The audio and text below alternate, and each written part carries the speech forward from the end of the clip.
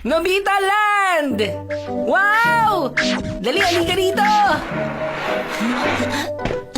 Ano sa tingin mo?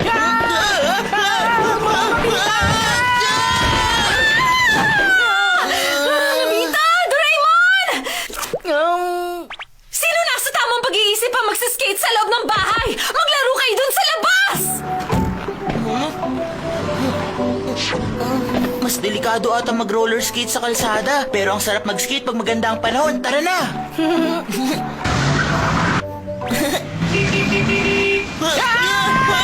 Tumigil ka! Pasaway na bata! Gusto mo ba masagasaan? Delikado nga mag-roller skate sa kalsada. Kung ganun, saan tayo pwede mag-roller skate? Hoy, Nobita!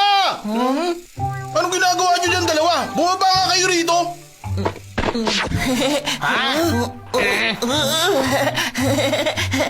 May nangyayaring special baseball training ngayon doon sa bakanting lote. Maganda ka at sumama na sa amin. Kailangan mo pumunta kasi may inanda kaming espesyal para lang sa'yo, Nobita. Ianda mo na ang sarili mo. O paano? Una na kami doon. Nobita, bilisan mo sumunod, ha?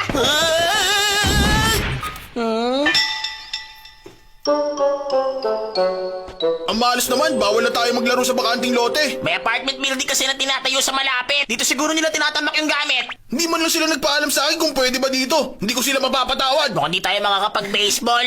Nakakairita naman. Hoy! Ano na natawa mo dyan, Nobita? Sayang nga. Nakakainis naman, hindi pwede maglaro sa bahay, hindi pwede sa kalsada, sa bakanting lote, bawal din. Kung lahat na lang bawal, sa kami pwede maglaro? Ay, sana may lugar kami. Anong lugar? Sana may sarili akong bahay. Hindi, gusto ko ng sariling bayan. Yung lugar na pwede kong gawin ng kahit ano, kahit kailan. At hindi ako mapapagalitan. Sana may lugar kung saan pwede ako maging malaya. Kaso wala naman. Eh di gumawa tayo. Gumawa ng ano? Gumawa ng sarili nating lugar. Ang Instant Model Creating Camera! Kukuha tayo ng litrato gamit to. Tapos ide-develop. Ha? Gayang-gaya yung bahay natin. Pati yung mga gamit sa loob ng kwarto, kuhang-kuha din. Ang galing ng nagagawa nitong camera, Pero no? Doraemon, kahit matatawag nating atin ang bahay na to, maliit na laruan pa rin sila. Ang Gulliver Tunnel! Teka, ano naman yan? Ganito, manood ka mabuti, ha? Gamit ang tunnel, makakapasok na tayo sa bahay. Dali, Nobita, subukan mo. Ha? May naisip ako, Doraemon. Pwede natin gamitin yung camera para kumuha ng maraming litrato ng mga gusali. Tapos gagawa tayo ng sariling bayan. O sige!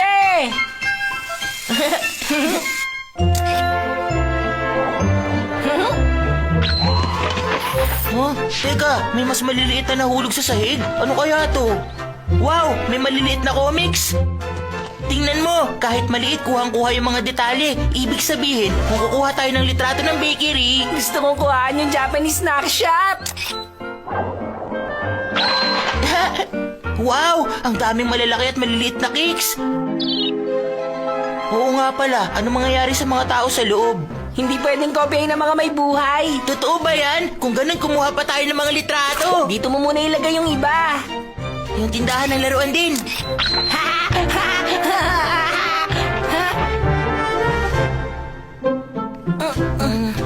Tapos ang isang ito dito. Oh, sa banda dito na lang pala. Aha, Doraemon! Talagang pinagtabi mo lahat ng tindahan ng pagkain. Oh, akala mo ako lang, eh ikaw, pinagtabi-tabi mo rin yung mga tindahan ng laruan. Ah, talaga ba? Oo nga. Ang weird naman. Dali, tapos na tayo mag-ayos sa mga gusali. Tawagin na natin sina Shizuka para makapaglaro. Sino yan? Ikaw pala, Nobita. Pasok ka.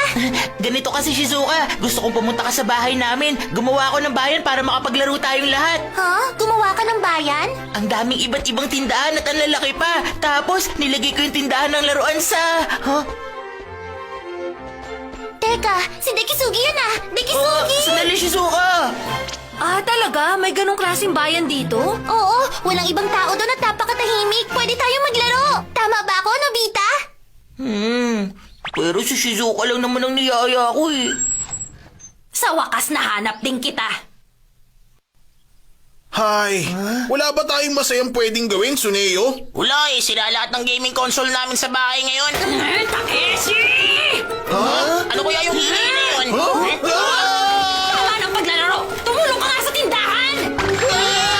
Uwi na tayo! Tatakot yun na. Hay, pag umuwi naman ako sa amin, nandun yung nakakairita kong nanay. Ako rin. Ako rin! At dahil dyan, may sasabihin akong magandang balita sa inyo. Bayan na sa atin lang at walang ibang taong nandun? Merong libreng gaming consoles doon? At libreng magbasa ng kahit na anong comics? Huwag kang gumawa ng kwento. Pag nagsisinungaling kayo, susubo kita agad kay Giant. Basta sumama na lang kayo sa akin. Bakit ayaw mong sumama? Natatakot Ano ka? ba yan? Bahay lang pala ni Nobita. Ito ang lagusan papasok sa sarili nating bayan. Hoy Nobita, siguruhin mong dito kalokohan ha. Grabe, ang exciting naman ito! Ah, talaga ba? Tara, pumasok na tayo. Okay, giraan. Maligayang pagdating sa Nobita Land! Ano sa tingin nyo? Ang galing, di ba? Wala ibang tao dito, tayo-tayo lang. Maraming tindahan dito. Pwede kayong pumunta kahit saan. At may library din.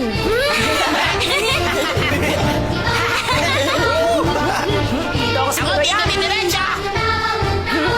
Ang saya-saya dito, hindi ba? Ayos, tatapusin ko lahat ng games dito. Pwede na ako matulog sa gitna ng kalsada. Bagay ba sa akin ang dress na to?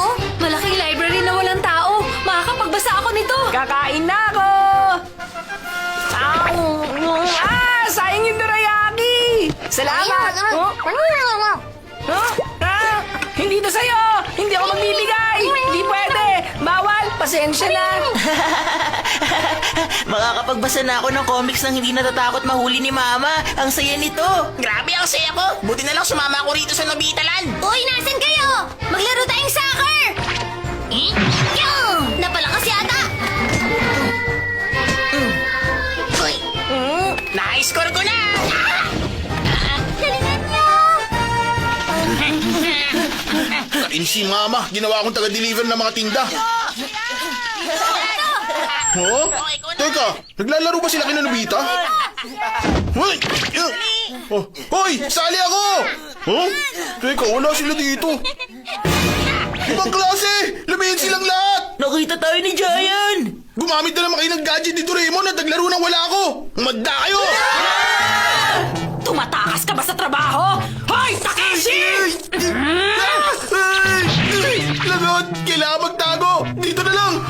Saan ba nagpunta yung batang yon? Malilintikan siya sa akin pag nahanap ko siya. Ay, anong klaseng doghouse ba to? Ito ang bayan na ginawa namin para sa atin. Tara, maglaro tayo, Giant. Ayos! Sige, tara, laro tayo! Ay, lagi na lang papunta sa bahay ni Mr. Kaminari. Hala, lagot!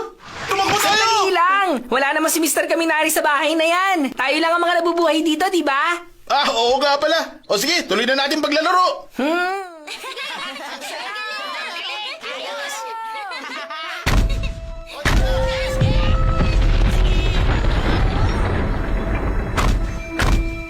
Naku, si Nobita talaga. Iniwang nakatiwangwang dito yung mga laruan niya. Saan ba siya nagpunta? Bilisan natin! Kailangan makabalik tayo sa Gulliver Tunnel! Wala na yung Gulliver Tunnel dito! Doraemon, ano lang gagawin natin? May ibang gadget ka pa ba dyan? Gumawa ka ng paraan!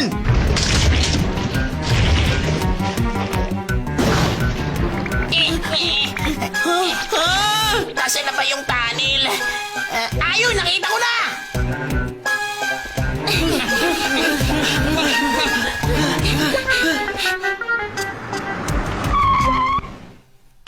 Ay, maraming salamat ha.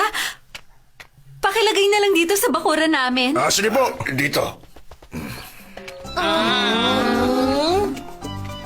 Ay, wala na ang bayan ko. Hoy, Doraemon, maglabas ka ng gadget na gumagawa ng malawak na espasyo. Kahit gumawa ka dyan, di pwedeng gumawa ng bakanding espasyo. Gumawa ka ng paraan. Wala nga! Kahit ano, wala. Ang kulit mo! Sige na, Doraemon. Wala nga sabi. Ang bayan ko. Wala tayong magagawa. Maawa ka sa akin, Hindi nga Doraemon. pwedeng ulit!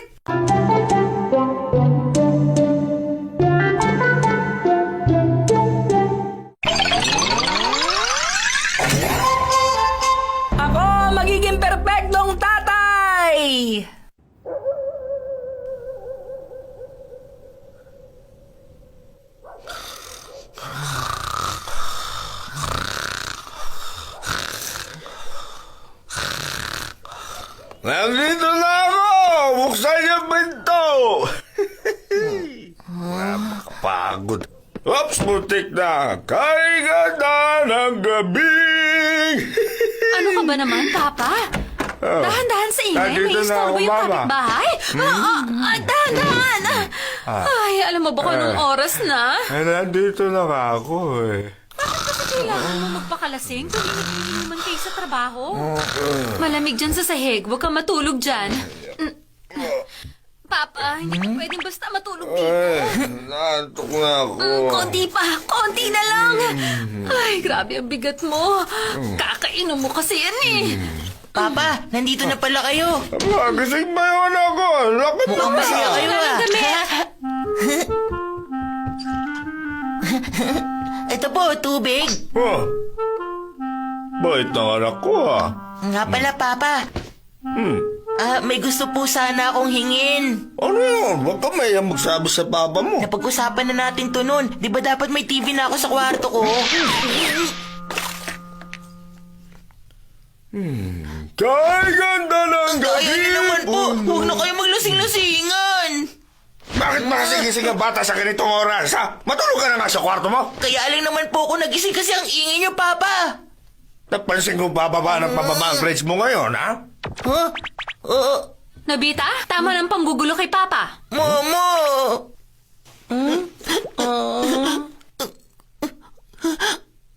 Daya naman. Siya nga kung makauwi, halos pasikat na ang araw. Ganun talaga mga matatanda. Sige, tulog na ulit ako. Oh, ganun ba? Pag ako naging matanda, ayoko nga maging katulad ni Papa. Biglang magbabanggit ng tungkol sa grades kong bumabagsak. Pinupunti rin ang kahinaan ng isang batang tulad ko. Pag ako tumanda, imbis na bumili ng sake, bibilang ko nilang ang anak ko ng TV. Hindi ko siya pipiliting mag-aral, bibigyan ko siya ng sapat na baon. Gusto ko maging mabait, mahinahon at maintindihing Papa. Tapos, Teka lang! Huwag mo nang dugtungan yung sinabi mo. bakit? Yung ganyan ka-perpektong intensyon, kadalasan 3 minuto na nga tinatagal. Huwag mo nga ako maliitin. Simula ngayon ang layunin ko, maging mabait at maintindihing tatay. Alam ko na. Subukan nga natin yun. Anong susubukan? Saan ka pupunta sa ganitong oras, Nobita? 25 taon sa hinaharap. Ay. Kung ganyan siya kaporsigido sa pag-aaral, siguradong tataas pa ang grades niya. Sigurado magiging napakabait kong tatay. Dali, gusto ko makita.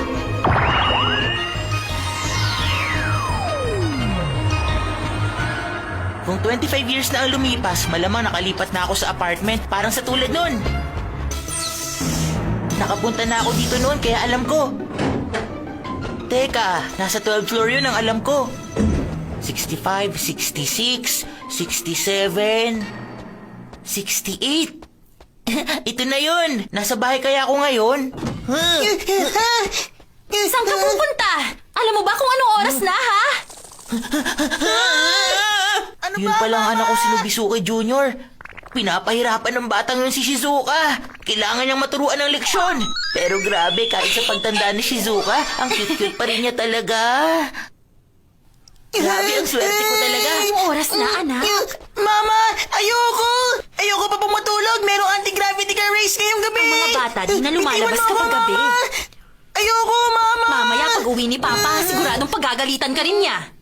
Mama naman eh! Matulog ka na. Wala pa pala ako sa bahay ng ganitong oras. Gusto ko talagang pumasok at makita kung anong nangyayari sa loob. Kung hindi ako nagkakamali, itong exit na to papunta sa veranda nila. Sakto bukas. Ay, ano ba yan? Nakakabagot naman maghintay. Sino yan? Kamukha ko! Buksan mo yung pinto. Hello, ako nga pala ang papa. Mali, kamag-anak ng papa mo. Pwede ba akong pumasok, ha? Oh, sige. Ganun pala. Kaya naman magkamukha tayo. Gusto mong lumabas ngayong gabi, di ba? Meron kasing anti-gravity car race at ngayong gabi pa lang yun mangyayari. O sige, makikipagpalit ako sa'yo. Akin na yung pajama mo, Nobisuke Jr. Wow, talaga? Pasensya ka na, ha? Naku, wala yun. Kahit ano para sa napaka-cute kong anak. Sige, aalis na ako. Sige, enjoy ka ha! Grabe, ang saya-sayang umalis ng anak ko. Ayos, ngayon hihintayin ko na lang yung matandang ako na umuwi na dito sa bahay. Si Shizuka, ako at si Nobisuke. Swerte si Nobisuke kasi may mabait siyang papa at magandang mama na nagmamahal sa kanya. Mukhang masaya ang buhay niya bilang bata.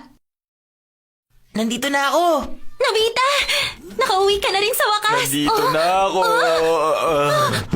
Nasa bahay na ako. Nakainom na naman ako. Ikaw pala yan, mahal. Nakarating ako dito ng buhay. Mabuti naman kung Ay, naku, ganon. ano ba kung anong oras na ngayon, ha? Anong ginagawa ko? Ay, bilang matanda pala, nagpapakalasing din ako paminsan-minsan. Eh di ibig sabihin nito, hindi ko siya makakausap ng maayos.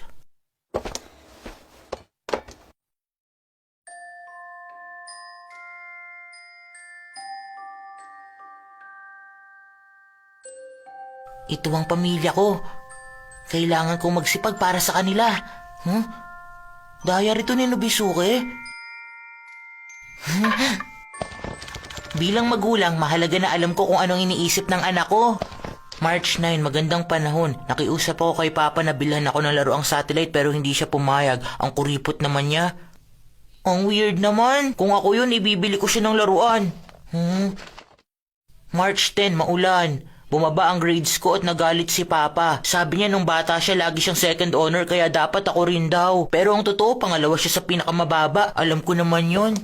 Mukhang alam ng batang tuwang buhay ko ah.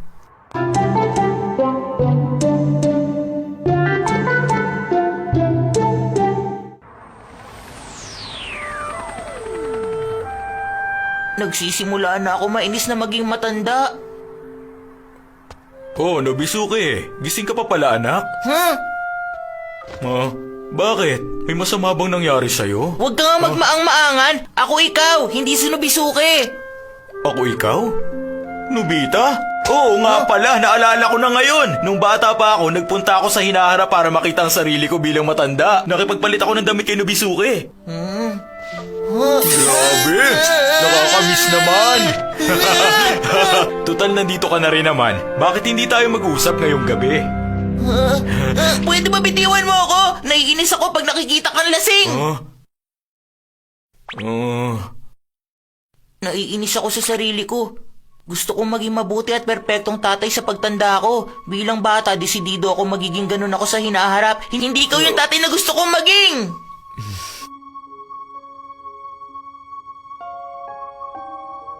Pasensya ka na.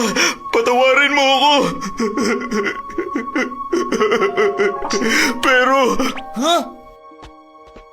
wala akong magagawa para iwasan na ganito eh. Bakit naman? Tingnan mo sarili mo, hindi ka nagpupursige. Sa tingin mo ba magiging isa kang magaling na tao kung tatamad-tamad ka at wala ka man lang kahit anong ginagawa? Siyempre hindi. Pag nabigo ka, magnilay-nilay. Pag nabigo uli, magnilay-nilay uli. Dapat palagi kang ganun mag-isip sa bawat araw.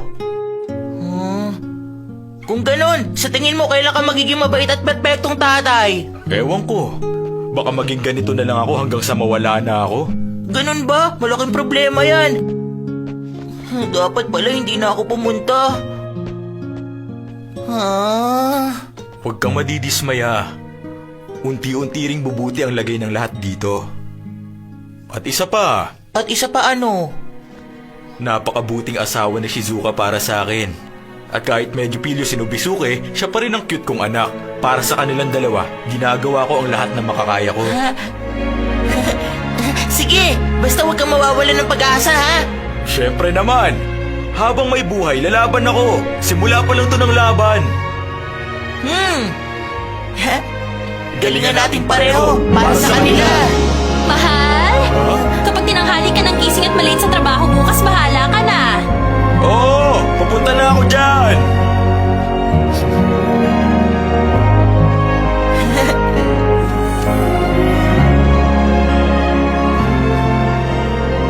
Ayos, gagalingan ko na. Hindi ako magpapatalo sa future Nobita. Mali, para kay future Shizuka at Nobisuke ang ginagawa ko. Kailangan ko itigil ang pagpapakatamad at mag-aaral na ako araw-araw simula ngayon. Review, exam, at huwag kakalimutan ng assignment. Nahanap mo rin sa wakas si Future Nobita? At nag-usap kayong dalawa sa veranda ng bahay niya? Ang saya naman. At dahil doon, ginanahan ako mag-aral ng mabuti at magsikap.